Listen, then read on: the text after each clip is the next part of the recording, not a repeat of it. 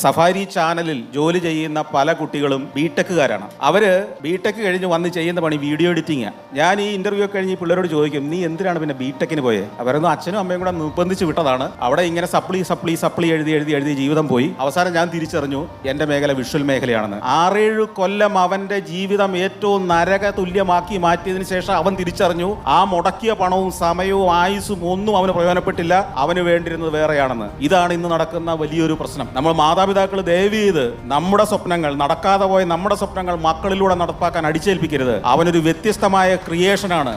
അവൻ്റെ ഉള്ളിൽ ഒരു ആഗ്രഹമുണ്ട്, ഒരു സ്വപ്നമുണ്ട്, ഒരു പാഷനുണ്ട്, ഒരു കഴിവ് ഉറങ്ങിക്കിടക്കുന്നുണ്ടോ എന്ന് കണ്ടെത്തുകയും തിരിച്ചറിയുകയും ചെയ്താൽ അവൻ ചിലപ്പോൾ നാളത്തെ കേരളം അറിയുന്ന ഒരു പ്രതിഭയായി മാറിയെന്നിരിക്കും.